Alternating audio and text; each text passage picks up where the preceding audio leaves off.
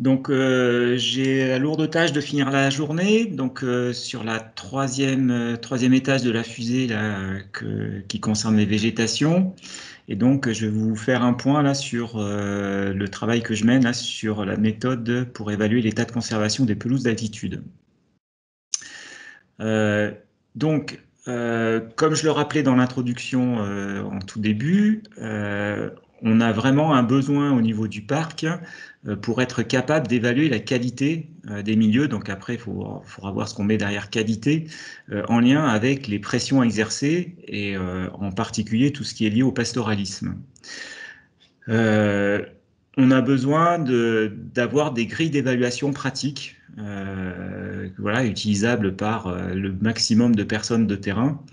Mais cette méthode, enfin cette grille d'évaluation, il faut qu'on arrive à la produire avec une méthode qui soit la plus objective possible, en ayant le moins d'avis d'experts.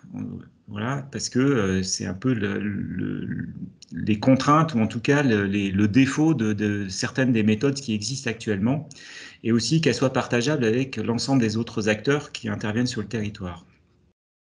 Donc ça, c'est vraiment des choses qui sont issues des discussions qu'on avait eues avec les éleveurs, les acteurs agricoles dans le cadre d'Alpage Sentinelle ou lors des mesures, la mise en place des plans de gestion en MAE. Voilà, donc les utilisations, c'est celles que je viens de dire. On retrouve quasiment les mêmes que celles qui étaient aussi pour le programme CARAB et le catalogue des végétations. Et donc, je passe rapidement. Donc, avant de rentrer dans le vif du sujet, il y a quand même un minimum besoin de revenir sur la base et l'origine en fait de ces besoins d'évaluation. Donc, tout part globalement de la directive Habitat Faune Flore, qui est déjà relativement ancienne, mais qui en fait a initié ou introduit ce concept d'état de conservation. Donc je vous donne pas, enfin je vais pas relire toutes les définitions, vous l'aurez sur le document à la fin, mais en gros les définitions qui sont données, que ça soit à ce niveau-là ou dans des documents plus locaux qui ont été élaborés par le Muséum national d'histoire naturelle, elles restent malgré tout très vagues et pas du tout utilisable directement de manière opérationnelle sur le terrain.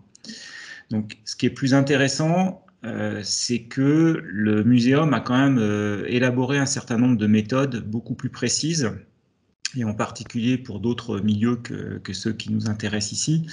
Et donc, elle se décline à deux échelles. Donc, celle qui est la plus intéressante pour nous, c'est l'échelle du local, quoi, donc du polygone d'habitat, au sens où les collègues du conservatoire vous ont présenté les choses sur la nature de l'habitat.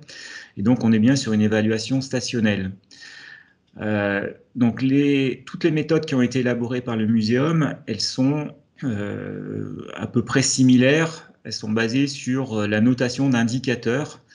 Ces indicateurs relevant par rapport à la définition de l'état de conservation de la directive, ces indicateurs relèvent soit de la composition, soit de la structure, soit des fonctions ou des altérations dont pourraient subir certains milieux.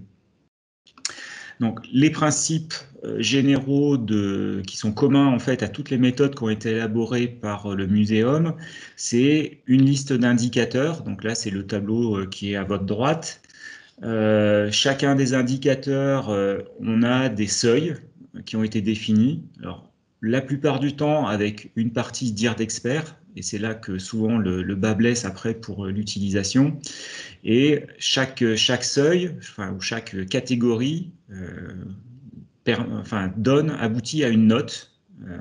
Et la somme de toutes ces notes, de tous les indicateurs, permet d'avoir une note globale à l'échelle du polygone ou de l'unité que l'on veut évaluer. Donc là, dans l'exemple que j'ai mis en dessous, voilà, sur un site, on a un recouvrement du brachypode qui est de 50%, donc ça donne une note de -10 par rapport à l'état de conservation global du site localement.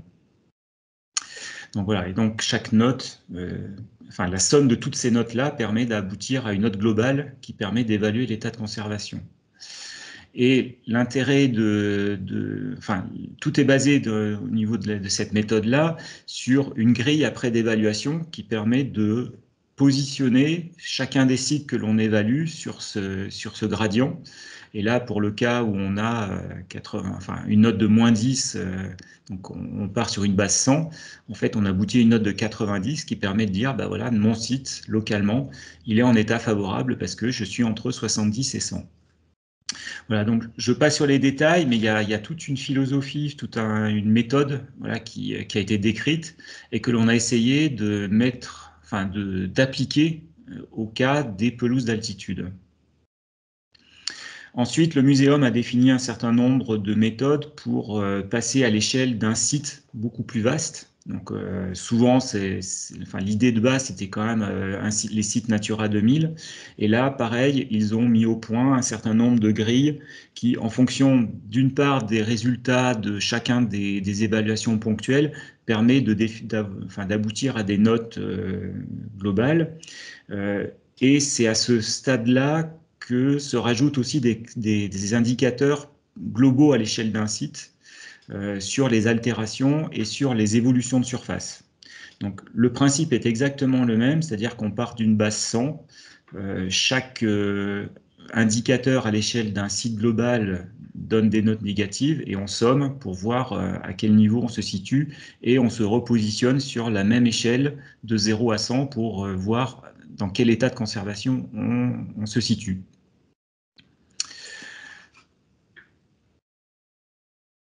L'expérience, ça fait quand même une dizaine d'années que les méthodes ont commencé à être mises au point au niveau national. En fait, on s'aperçoit que les grilles, elles ont, enfin, la pertinence des grilles, il y a plusieurs critères à prendre en compte. C'est-à-dire qu'il faut qu'on freine les bons indicateurs, c'est-à-dire qu'ils soient vraiment pertinents par rapport à ce que l'on veut évaluer. Il faut que les protocoles d'évaluation soient reproductibles. Il faut qu'il y ait le minimum d'effets opérateurs pour qu'on puisse vraiment comparer les choses d'un site à l'autre ou en tout cas qu'on puisse être sûr que quand on dit que l'état de conservation à tel niveau, bah, que ça soit exactement le même que celui d'à côté, sur un site à côté. Donc il faut que les seuils soient pertinents, donc c'est dur de trouver souvent des seuils qui écologiquement sont vraiment pertinents. Et un autre point qui a souvent été un peu négligé, c'est la redondance, corrélation entre indicateurs, en particulier quand on mixe des indicateurs qui relèvent de la végétation et d'autres qui relèvent de la faune. Il y a bien souvent des fois où on mesure en fait la même chose.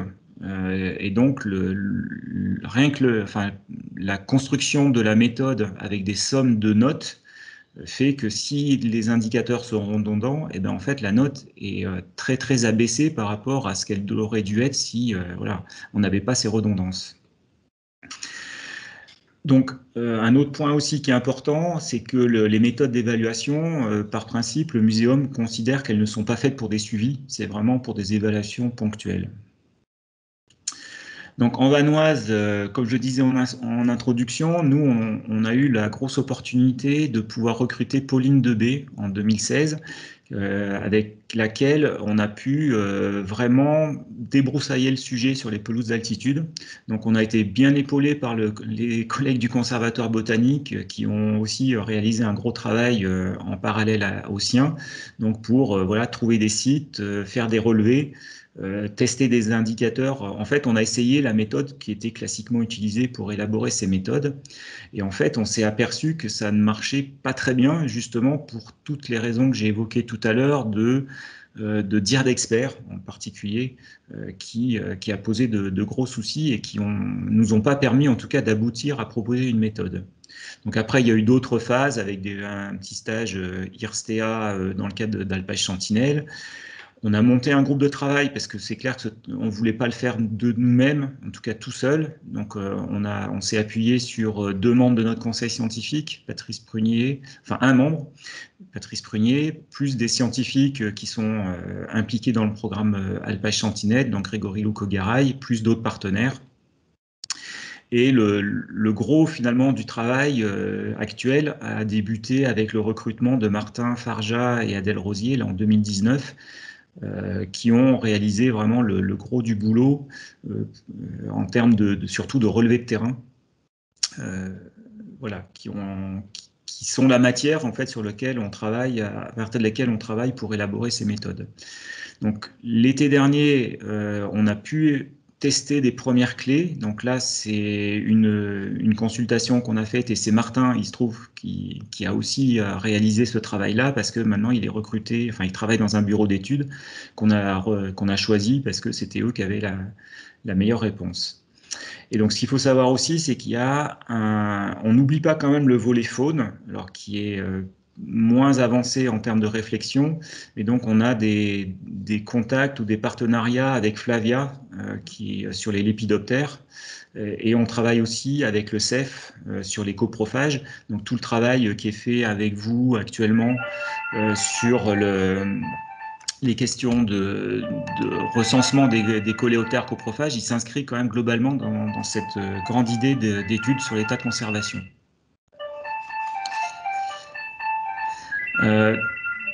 Donc, on a choisi de s'investir sur 5 types de milieux, les combes à neige, les nardés, les pelouses à fétuques paniculées, les pelouses acidophiles alpigènes, donc c'est toutes les zones de crête, crête ventée, et les pelouses alpines et subalpines calcicoles. Dans la pratique, on s'est aperçu qu'on a sous-échantillonné de manière trop marquée les pelouses alpigènes, là, les crêtes ventées, ce qui fait qu'on a abandonné l'idée de pouvoir sortir quelque chose sur ce milieu-là. Et donc sur les 4 autres, on continue à investiguer de façon voilà, importante pour aboutir à quelque chose d'opérationnel. Avant de rentrer dans le détail des méthodes, en fait, on a fait un premier travail de recensement des différentes pressions qui pouvaient intervenir sur les pelouses d'altitude. Et donc, ce petit schéma vous synthétise en gros tout ce qui a été repéré et tout ce qu'on a essayé d'investiguer. Donc, l'ellipse de couleur, là, ça représente la diversité ou tous les différents faciès que peuvent prendre un habitat, un type de pelouse. Et en fait, il y a un gradient entre le vert, les pelouses qu'on considère en bon état de conservation, et les pelouses qui seraient en état défavorable et qui seraient caractérisées là, par les couleurs rouges. Et si les pressions deviennent plus fortes, en fait, on sort carrément de l'habitat et on aboutit à d'autres types d'habitats, comme les habitats eutrophisés ou les landes. Et donc, pour chacune des pressions que l'on a recensées, en fait, on a essayé de voir quelles étaient leurs influences sur la végétation en termes de composition floristique, de physionomie. Et en fait, toute cette biblio nous a permis quand même de bien dégrossir les choses et de savoir au niveau des analyses vers quoi on était susceptible quel type de résultat on était susceptible d'avoir. Donc il y a quelques gradients comme colonisation ligneuse, eutrophisation, surpâturage ou surfréquentation, surpiétinement qui ont été relativement bien documentés par des relevés. Par contre, ce qui est clair, c'est qu'il y en a d'autres qui le sont beaucoup moins et pour lesquels on n'aboutira pas, en tout cas dans cette phase-là, à quelque chose d'opérationnel. Donc la méthode de travail qu'on a mis au point avec Martin, c'est de recenser. Donc on a conservé un certain nombre de points qui étaient déjà dans les méthodes classiques du muséum, donc qui étaient de recenser des indicateurs voilà, qu'on a prédéfinis en lien avec la bibliographie. Par contre, on a changé un peu les modes de terrain puisqu'on a fait des relevés de végétation, mais avec des méthodes de point contact, alors que la méthode classique, c'est plutôt phytosociologique avec des systèmes de classes. Et donc, l'intérêt, enfin l'originalité aussi, c'est qu'on a essayé de couvrir vraiment la totalité du gradient, c'est-à-dire en partant des pelouses qu'on jugeait sur le terrain en bon état de conservation, mais aussi en allant jusqu'à inventorier, faire des relevés dans les milieux qu'on pourrait dire extrêmes ou en tout cas qui sortent du milieu que l'on souhaitait évalués. Donc en particulier, on a été jusqu'à faire des relevés dans des pelouses eutrophisées, clairement, ou dans des landes voilà, très très fermées, pour justement avoir la totalité du gradient et en essayant de couvrir vraiment la totalité avec tous les intermédiaires possibles. Donc l'idée au niveau de l'analyse des données, c'était de partir sur une partie de la définition de la directive Habitat qui axait le travail sur les espèces typiques du bon état de conservation. Et donc on est parti sur ce principe-là en disant qu'il faut que nos analyses permettent d'élaborer ces listes d'espèces typiques, à la fois d'un côté les typiques du bon état de conservation et sur l'autre côté d'avoir les espèces qui soient typiques de la dégradation. On s'est laissé la possibilité de construire de nouveaux indicateurs, ce que la méthode du muséum classique ne produit pas forcément, enfin en tout cas ne laisse pas comme possibilité. Ils ne font que tester les indicateurs qui ont été prédéfinis.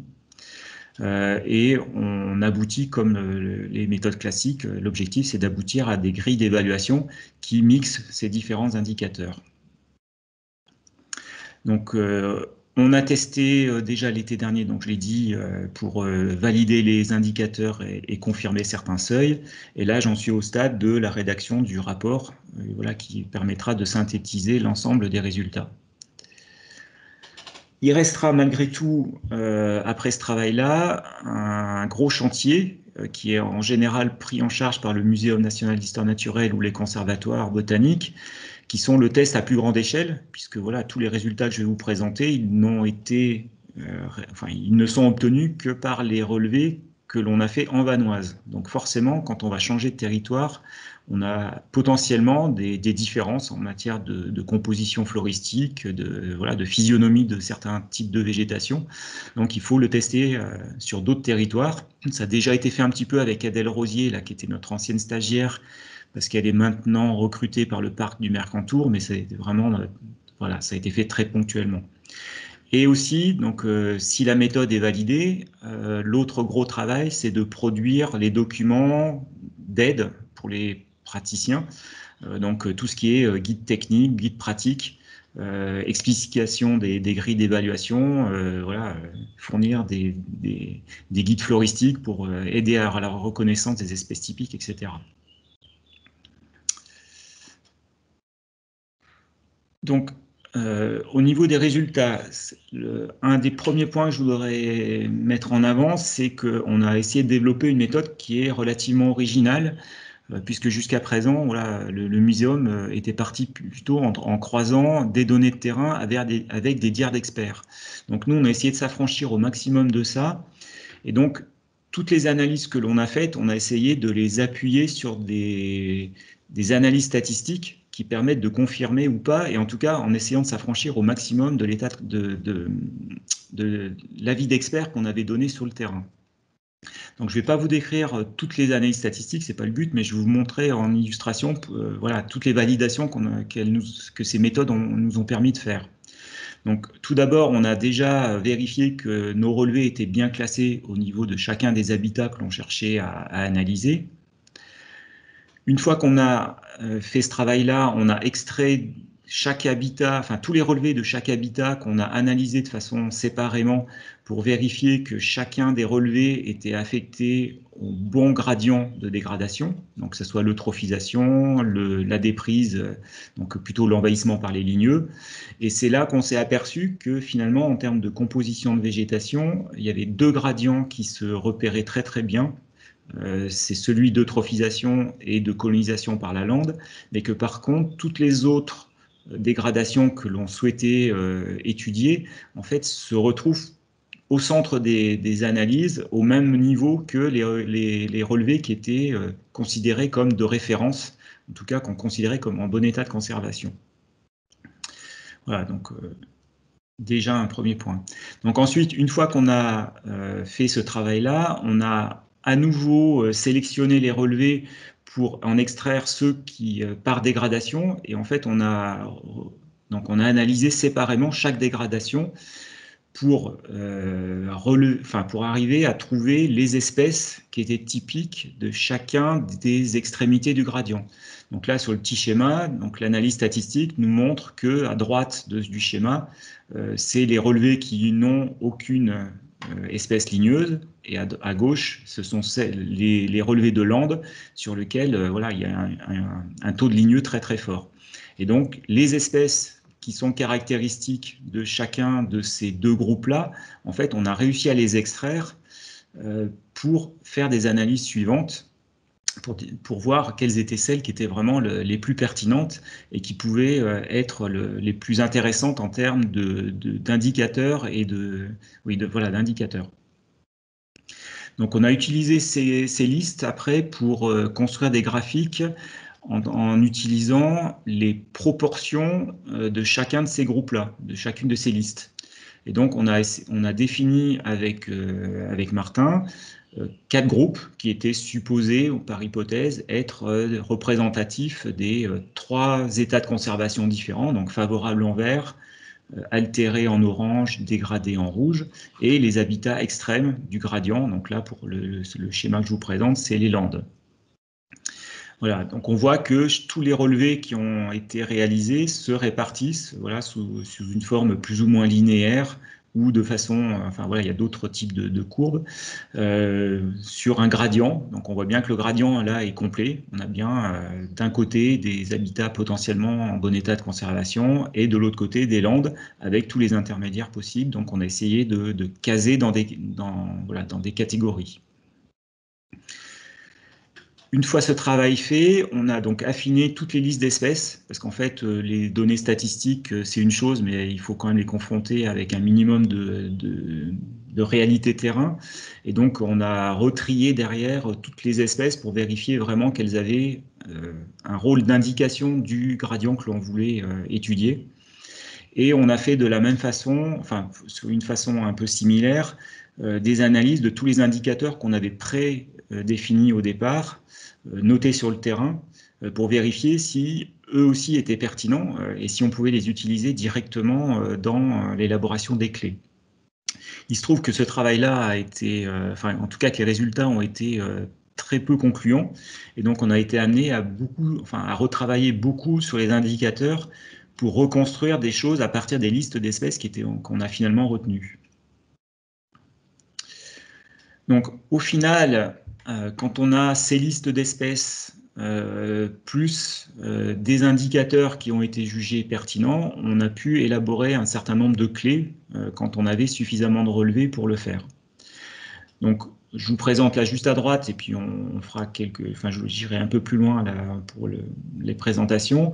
Donc voilà, on a des clés dichotomiques, un petit peu du même style que ce que David vous a présenté sur les habitats, mais qui là vont permettre d'aboutir à l'évaluation de l'état de conservation. L'autre intérêt de la méthode, c'est qu'on arrive aussi à donner des critères complémentaires en termes de composition floristique ou de physionomie ou de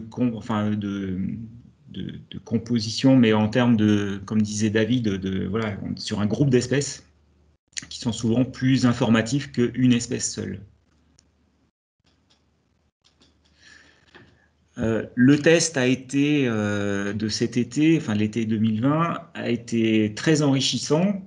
Alors perturbant dans le sens où, à part les clés pour le gradient ligneux, toutes les autres ont été jugées totalement inapplicables sur le terrain parce que trop compliquées à utiliser. Donc ça m'a amené à revoir quand même assez fondamentalement la liste des indicateurs et la liste des espèces typiques en essayant de réduire drastiquement ou en tout cas de simplifier drastiquement ces listes et ces indicateurs pour qu'ils soient le plus utilisables possible sur le terrain. Donc de listes d'espèces qui souvent, voilà, des espèces typiques, il y avait une quinzaine, vingtaine d'espèces. En fait, j'ai essayé de réduire pour aboutir à 5-6 espèces maximum, qui étaient donc les plus informatives possibles, et en utilisant des indicateurs qui étaient aussi les plus faciles a priori à relever sur le terrain. Donc, au final, avec le jeu de données existant, puisque ce que j'ai oublié de dire, c'est que Martin a fait aussi des relevés complémentaires sur les contextes de dégradation qui étaient sous-échantillonnés en 2018. Donc là, actuellement, je suis en capacité de proposer des grilles d'évaluation, voilà, pour tout ce qui est case en vert. Donc avec des choses qui sont suffisamment bien, enfin que je considère comme avec suffisamment de relevés en tout cas pour que les clés soient et les listes d'espèces soient opérationnelles. Après, il y a quelques listes sur lesquelles il y a encore un petit peu de manque, donc voilà, c'est plus des propositions qu'il va falloir tester et éventuellement compléter. Et puis il me reste quelques contextes encore qu'il faut que que je continue à analyser parce que j'ai pas encore eu le temps de le faire, en particulier là sur les pelouses à fétuques paniculés ou sur les nardés ou sur les déstructurations, enfin voilà, tout ce qui est surpiétinement, je n'ai pas encore complètement finalisé certaines analyses.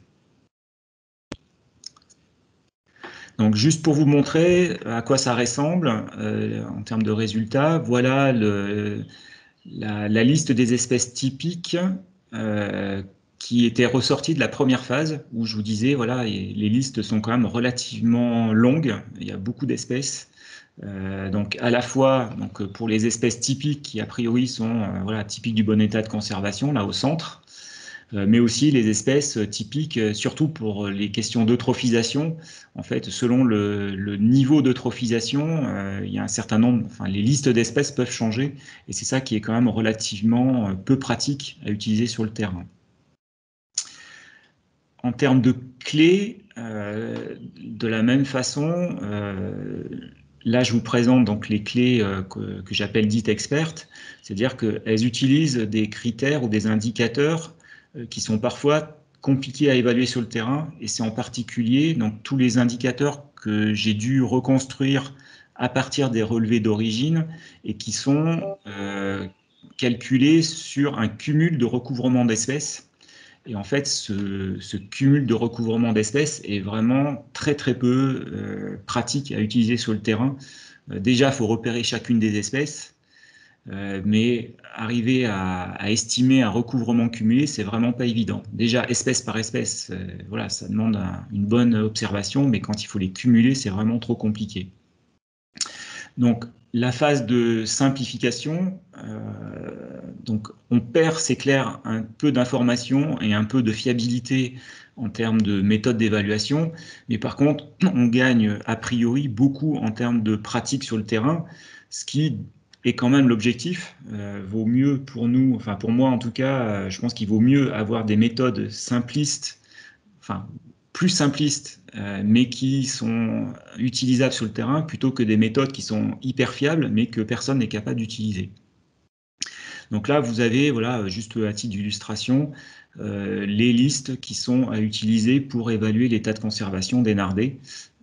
Donc voilà, vous avez des espèces vraiment classiques, la gentiane à col, la benoîte des montagnes, le trèfle alpin d'un côté, et puis voilà, tous les ligneux de landes sur le gradient de colonisation, et quelques espèces eutrophes ou quelques espèces nitrophiles sur le côté eutrophisation. Donc les clés ressemblent beaucoup à celles dites expertes. Par contre, les indicateurs qui sont utilisés sont a priori beaucoup plus simples. Donc surtout pour le volet gradient eutrophisation, puisqu'on essaye au maximum d'utiliser certaines plantes indicatrices et le moins souvent possible des indicateurs plus complexe, mais voilà, il y a des fois on est obligé quand même d'avoir quelque chose d'un peu plus compliqué, et donc là on a vraiment un intérêt derrière à tester et à voir si ces nouvelles grilles là sont utilisables et jusqu'à quel niveau. Au niveau du site Natura 2000 ou d'un site de surface, j'ai repris plus ou moins, en les adaptant, les méthodes qui étaient proposées par le Muséum national d'histoire naturelle. Voilà, peut-être la plus grosse évolution, c'est que comme on n'aboutit pas avec la méthode que j'ai développée à des notes, en fait, il a fallu que je revoie la façon d'évaluer, voilà, en tout cas que je repropose une autre façon d'évaluer à l'échelle d'un site. Sinon, pour les autres, c'est relativement similaire. Donc, pour couper un peu la présentation, comme pour celle de David, on va vous proposer un petit quiz. Et donc là, si vous pouvez noter sur le chat ce à quoi vous pensez, j'ai 2 voire 3 exemples sur lesquels vous pouvez tester votre capacité d'évaluation. Donc là, le premier, on est sur des nardés, donc pelouse à nard d'altitude, vraiment classique sur les alpages de Vanoise, sur lequel on voit qu'il y a une colonisation par la lande. Là, on voit des myrtilles et des érelles. Et donc, je vais vous laisser un petit moment pour répondre sur le chat. Donc, à vous de me dire si, premier niveau de la clé, le recouvrement des ligneux est inférieur ou supérieur à 25% en termes de recouvrement.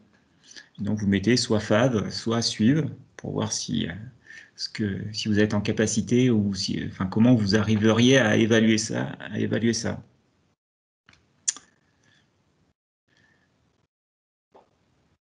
Donc, je vous laisse quelques secondes. Donc, je vois que ça... Parfait. Donc, je vois que vous avez tous noté suivre, ce qui était tout à fait pertinent. Et donc, le niveau suivant de la clé, c'est donc un indicateur qui est un peu plus complexe puisqu'il a des et des ou. Donc, forcément, il faut regarder par d'abord les crochets.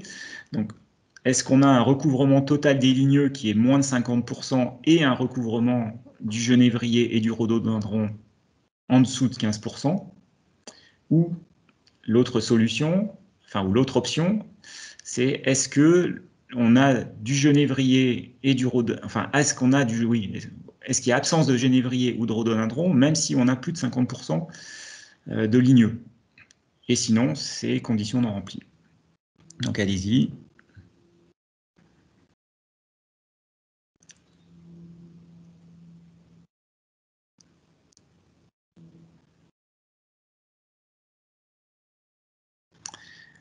Donc là, je vois que les résultats sont plus partagés. Et donc, le résultat, là, a été altéré. Parce qu'en fait, donc on voit bien, donc ça, c'est un relevé qu'on a réalisé sur ce site-là.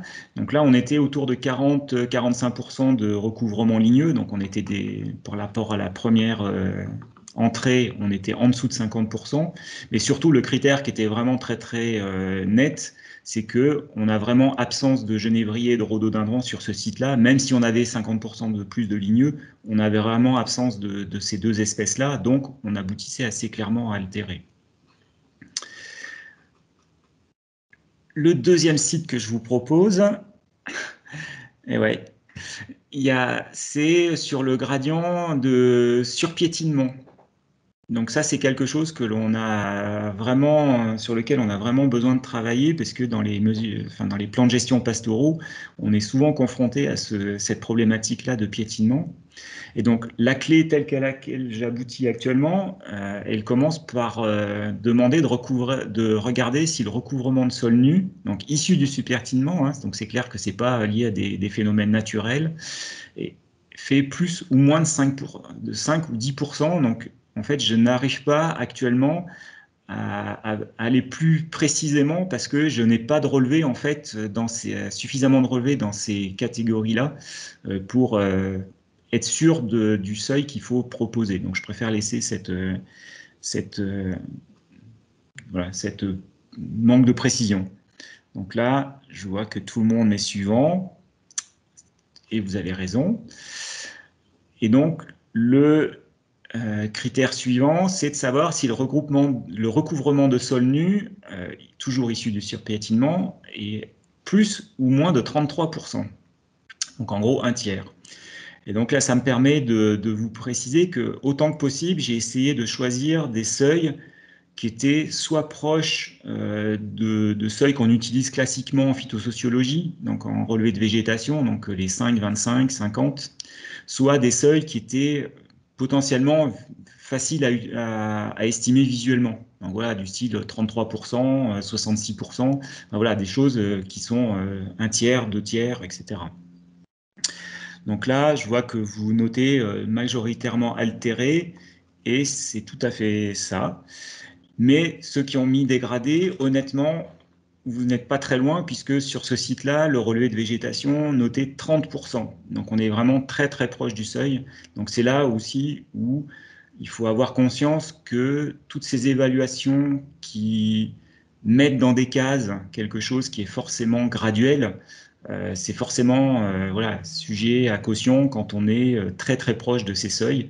Et là, bon, voilà, si on avait mis dégradé, je pense que personne n'aurait voulu à l'opérateur d'avoir fait ce petit décalage. Le dernier site, ouais, je pense qu'on doit pouvoir le faire. Le dernier site que je souhaitais vous proposer là d'évaluer, c'est cette pelouse bien fleurie, donc qui est encore une nardée comme le premier. Mais là, c'est pour tester la clé sur le gradient d'eutrophisation.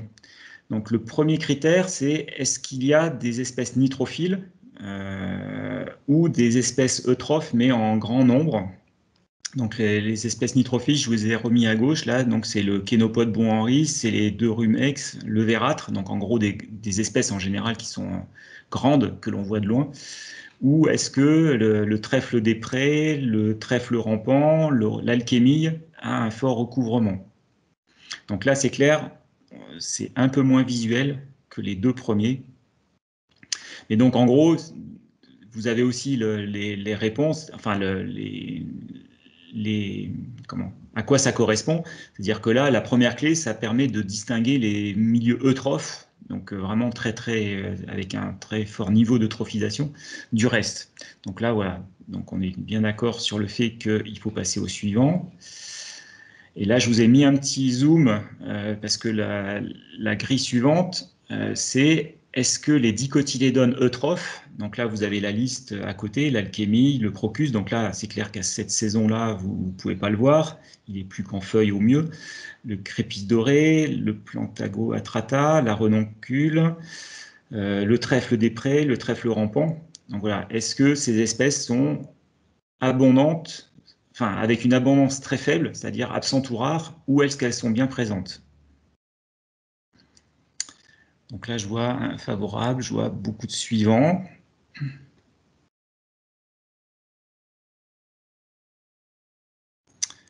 Une majorité de suivants quand même.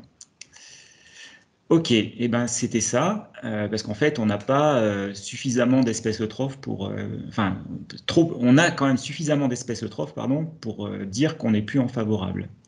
Et donc la dernière clé, c'est donc savoir si on a quelques espèces qui sont avec eutrophes qui sont à fort recouvrement.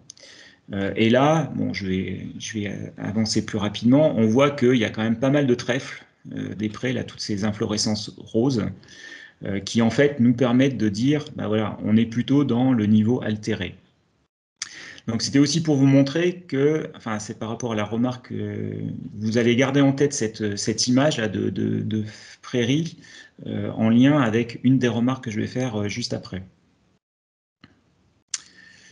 Voilà, donc pour conclure, la méthode, ce qui est vraiment, on n'était pas sûr du tout, mais en tout cas on est très content parce qu'elle marche vraiment pour tous les habitats qu'on a étudiés et globalement pour les gradients colonisation lumineuse, eutrophisation, c'est-à-dire toutes les dégradations, les pressions qui ont une influence directe avec un changement de composition végétale.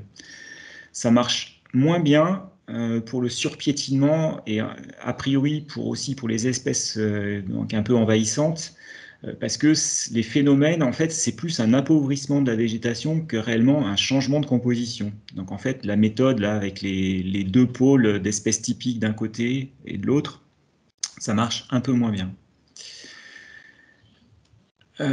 L'autre conclusion, enfin ou résultat, c'est que les gradients sont relativement, même plutôt bien indépendants les uns des autres, ce qui fait qu'on a pu s'affranchir de la façon de noter enfin, avec des notes, qui est au final pas évidente à mettre au point. Voilà, comment juger ou comment bien évaluer le fait qu'il faut mettre une note de 10 ou de 20. Voilà, c'est très compliqué. Donc là, en fait, on aboutit directement aux états de conservation en évaluant en tout cas chacun des gradients. Sur la phase terrain, on a eu de grandes difficultés avec Martin, et là, je dois aussi saluer quand même le gros apport que vous nous avez donné quand on a fait les consultations. On vous a sollicité là, pour essayer de trouver des sites qui étaient représentatifs des différentes dégradations. Donc ça s'était fait en 2 fois. Et c'est vrai qu'on a au final eu du mal à trouver les pelouses à fétuques paniculées ou les pelouses à céceleries eutrophisées, et surtout avec des stades intermédiaires. En fait, on a trouvé sur certains parcs de nuit des zones très eutrophisées, mais les intermédiaires ont été vraiment très très difficiles à trouver, voire impossibles. Ce qui fait que les clés sur ces contextes-là sont quand même enfin en tout cas pas complètes. Voilà, il y a des choses qui manquent. Voilà, des relevés sur les combes-à-neige, la méthode n'est pas forcément bien adaptée, donc là, on aboutit à rien, parce que nos relevés sont trop vastes, et en fait, il faudrait qu'on aille sur du beaucoup plus fin.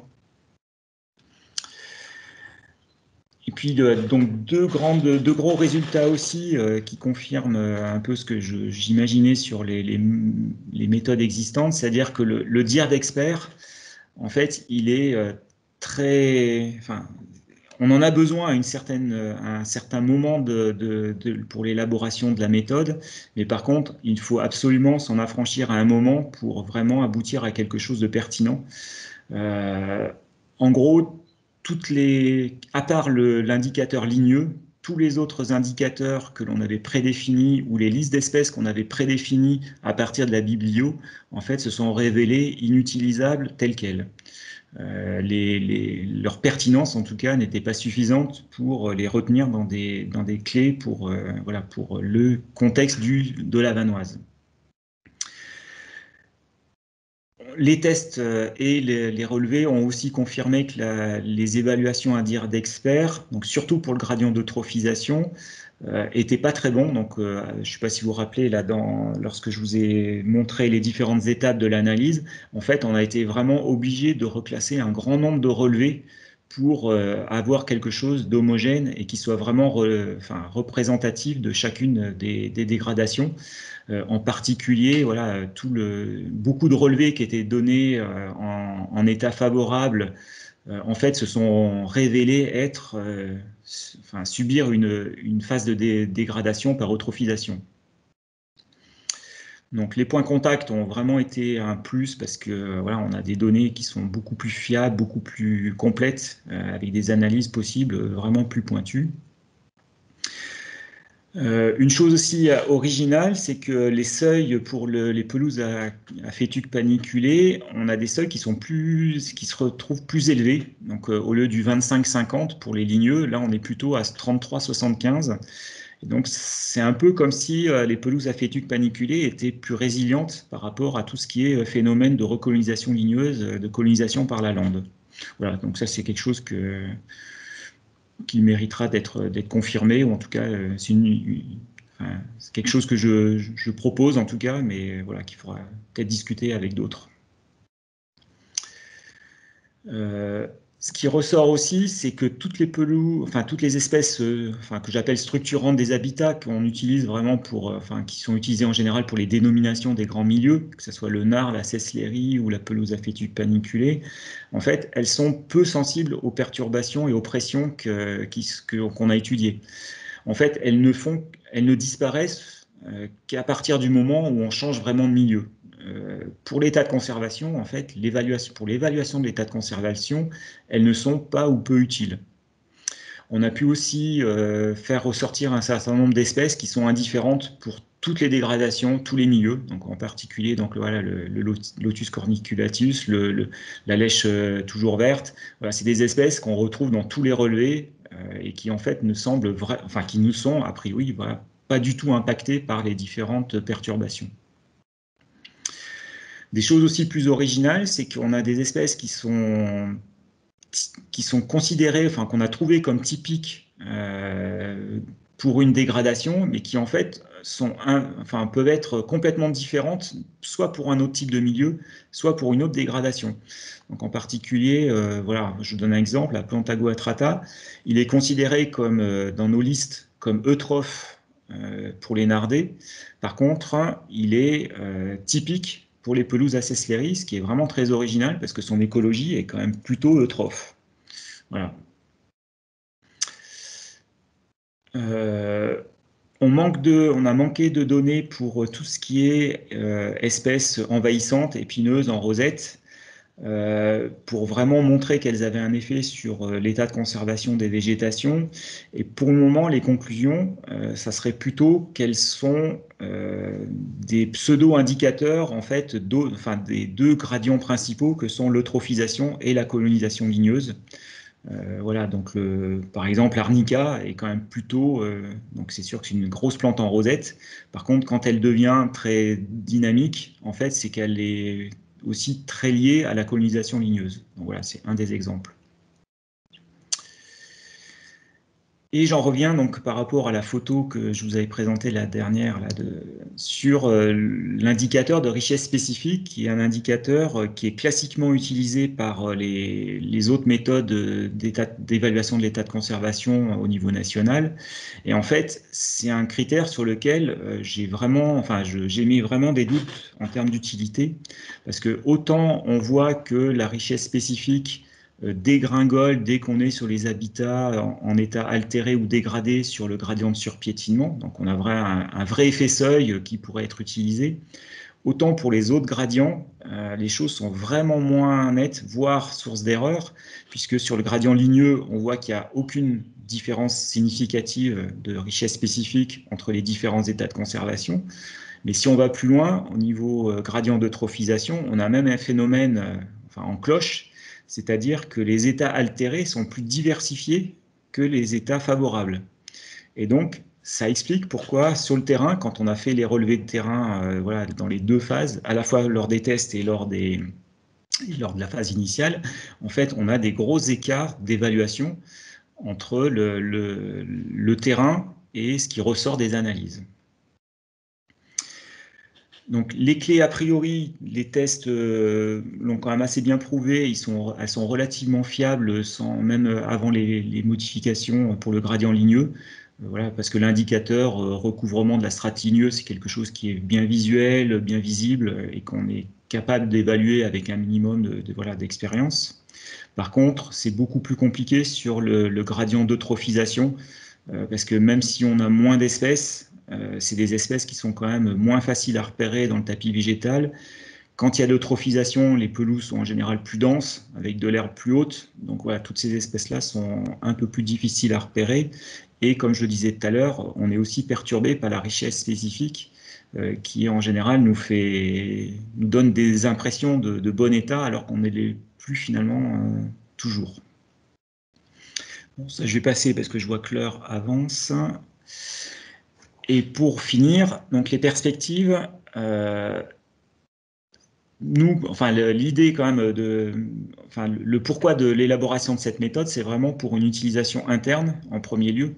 Donc que ça soit chargé de mission, donc Thierry, moi, aussi le chargé de mission agricole, mais aussi tous les personnels de terrain, voilà, qui ont à travailler avec les agriculteurs ou sur des évaluations, donc techniciens agricoles, TPN, et puis voilà, potentiellement au plus large certains agents.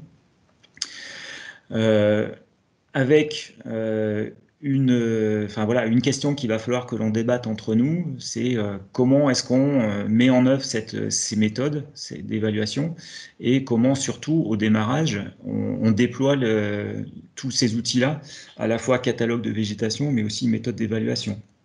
Voilà, parce qu'on voit bien que ce soit pour le catalogue ou pour la méthode que je viens de présenter, il y a quand même besoin d'un minimum de compétences flore et des compétences flore qui sont différentes de celles que Thierry vous dispense en général jusqu'à présent, qui sont très axées sur les espèces patrimoniales. Et c'est vrai que tout le travail que Thierry fait actuellement dans le groupe avec les gens un peu plus spécialistes sur des espèces plus plus difficile, machin, il faudrait le reproduire aussi pour vraiment que chaque agent puisse reconnaître un certain nombre d'espèces plus banales, mais qui sont très intéressantes en termes d'indication d'état de conservation. Voilà, et puis donc l'autre point aussi en termes de développement de compétences, c'est sur l'estimation du recouvrement, parce que c'est pas très compliqué en soi, mais par contre ça demande voilà, un minimum de pratique sur le terrain et de mise en compétence, un peu comme voilà, les techniciens agricoles qui utilisent le protocole ressources en herbe.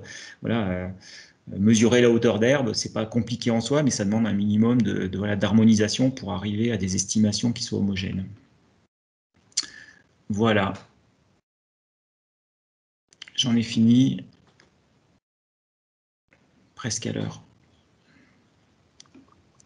Merci Vincent. J'ai un écho, je ne sais pas si ça passe. Alors, il y a plusieurs questions déjà dans les commentaires. Ouais, j'ai pas du tout regardé, moi. Non, bah, c'est normal, on ne peut pas faire les deux en même temps. Il y a David déjà qui s'interrogeait sur la place de Trifolium pratense uniquement dans les eutrophes.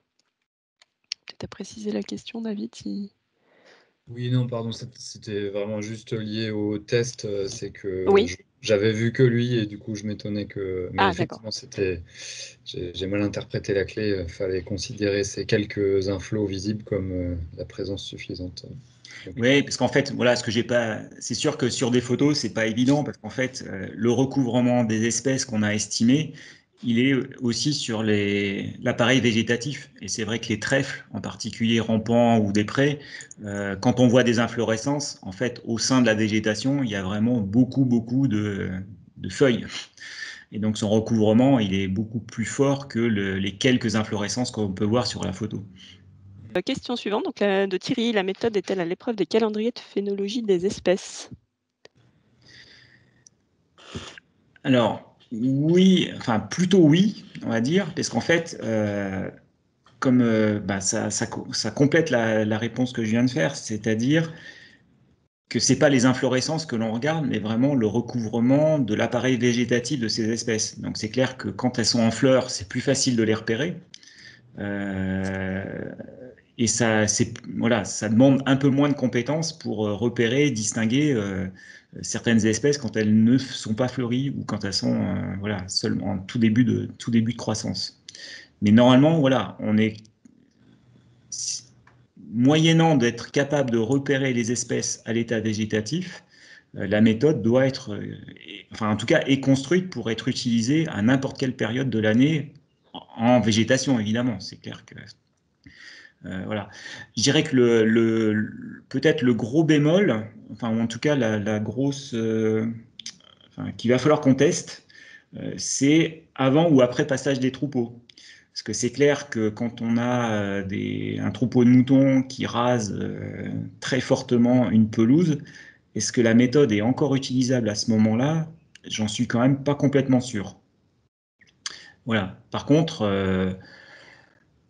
voilà, à part quelques espèces, comme le crocus, comme je disais tout à l'heure, qui est beaucoup moins visible en plein milieu de la saison de végétation, voire qui disparaît assez rapidement au niveau foliaire, la plupart des autres espèces sont quand même des espèces qui sont visibles quasiment en continu dans la saison estivale.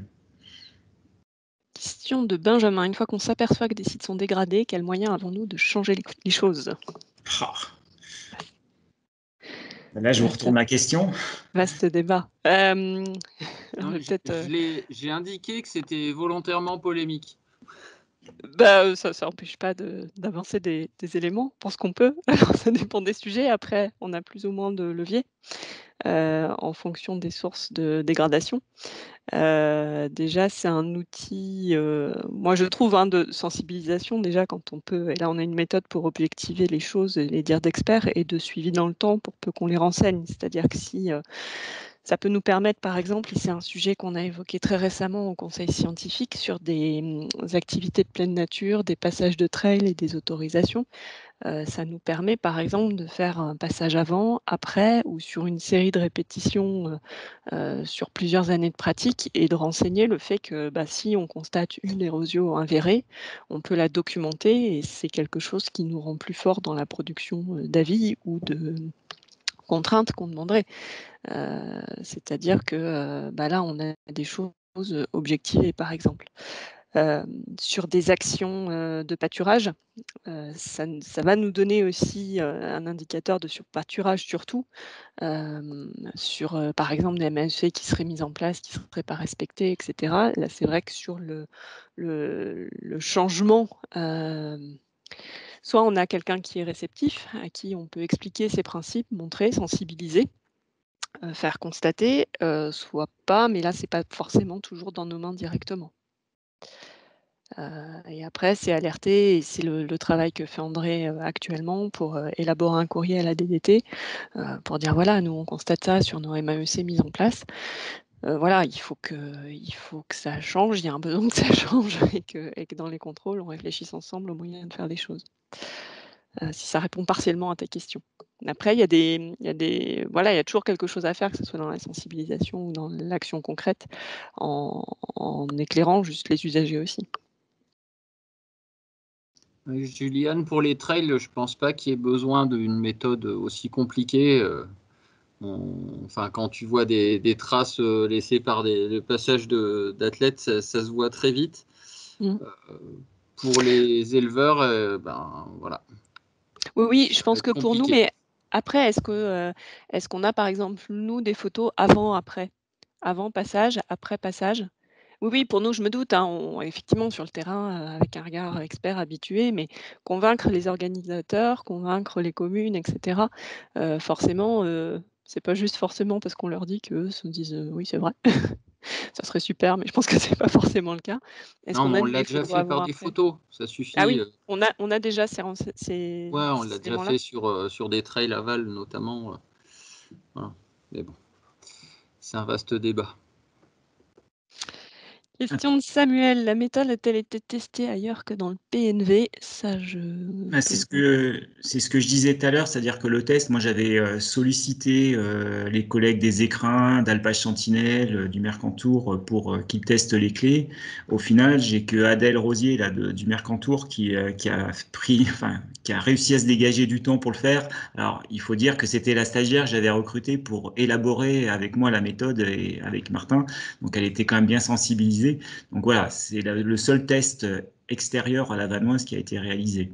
Mais voilà, j'espère qu'une fois qu'on aura sorti toutes les clés possibles, qu'on puisse le diffuser et que les conservatoires aussi puissent s'en saisir et les tester sur d'autres sites alpins, sur les milieux qui sont visés.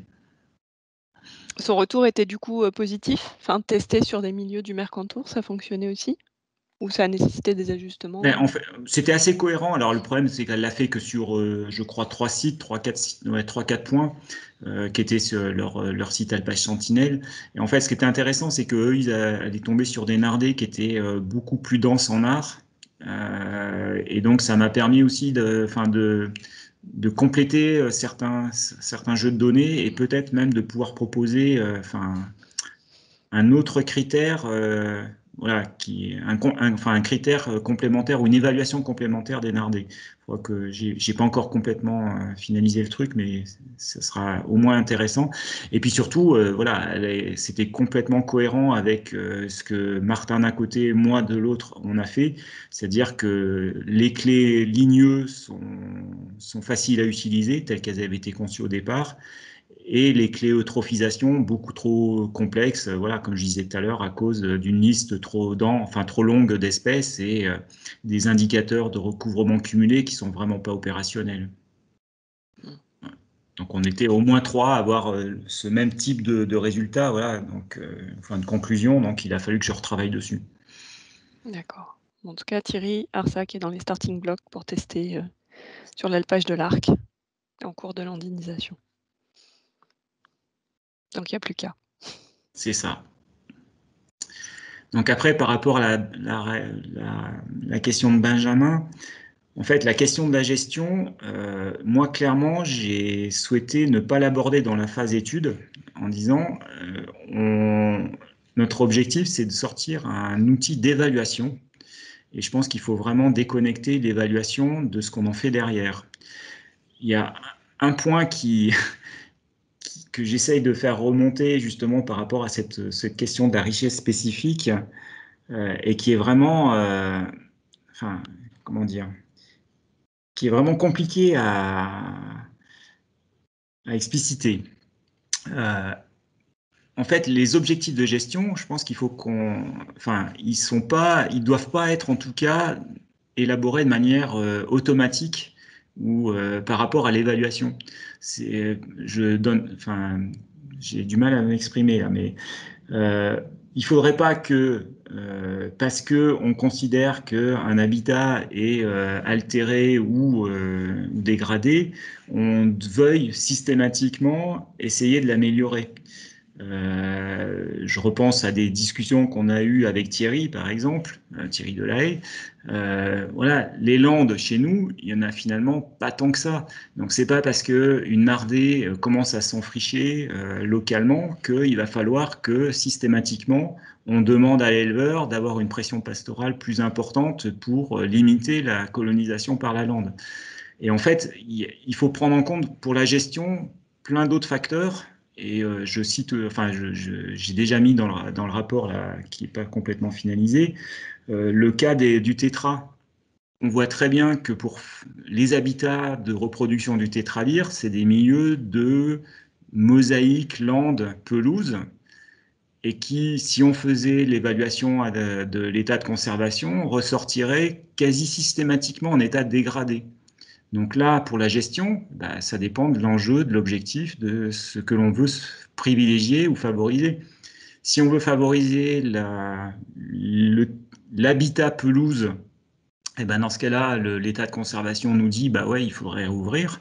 Par contre, si on veut maintenir le tétra à un niveau correct, vu toutes les pressions qu'il y a par rapport à lui, il faut oublier l'état de conservation et favoriser le tétra et favoriser les mosaïques de lande.